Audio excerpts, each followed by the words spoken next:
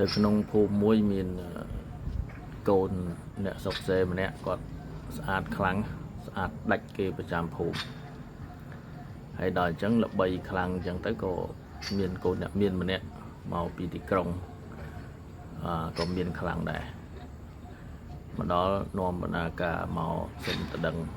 កូនអ្នកភូមិហ្នឹងឪពុកនោះគាត់ឆ្លើយទៅកាន់កូនប្រុសនោះថាកូនអ្នកមានហ្នឹងឆ្លើយទៅកាន់កូនអ្នកមានថាអត់អីទេ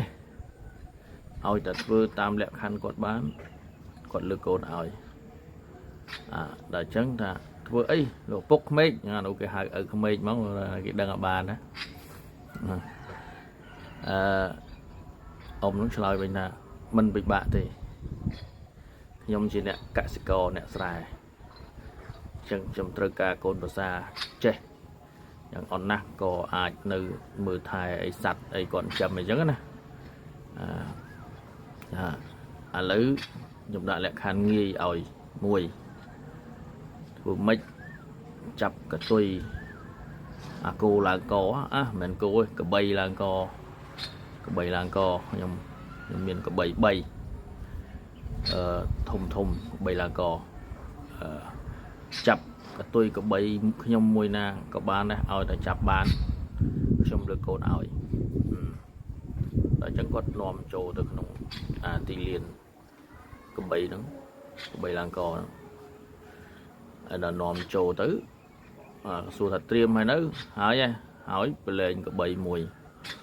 នោះធំស្នែងវែងធំមកឃ្លីកមកបោមកកូនអ្នកមាននឹងថានេះធំខ្លាំង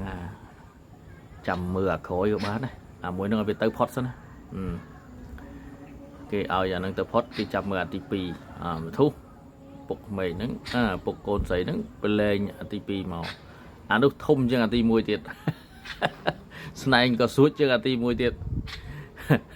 សាច់ម៉ាន់ណៃអញ្ចឹងនោះគេគិតទៀតនេះហៅថាធំជាងមុនទៀតมันអាចចាប់កតុយវាមកអញ្ចឹងប្រឡែងវាទៅចាំមើលអាទី3គីឡូអាចស្រួលជាងស្រាប់តែមកសធុអ៊ំហ្នឹងក៏គាត់ប្រឡែងអាទី3មកប្រឡែងអាទី3មកនោះគាត់ឃើញសោចមកគេគិតថាគេគិតត្រូវដោយសារអីគាត់ឃើញអាទី3ហ្នឹងគឺជាកូនកបីទេទូច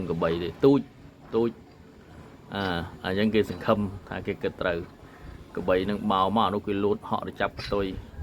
ចាប់ពឹបចាប់តាកូនកបីហ្នឹងវាអត់មានកតុយនេះគាត់តែចង់ប្រាប់ថាមនុស្សយើងពេលខ្លះឱកាសមានតែ1លើកឬក៏2លើកទេมันអាចមានឱកាសជាលើកទី3ទេនៅពេលដែលយើងប្រឡែងឱកាសទី1ទី2ទៅបាត់ហើយយើងមិនអាចមានឱកាសជាលើកទី3ឡើយ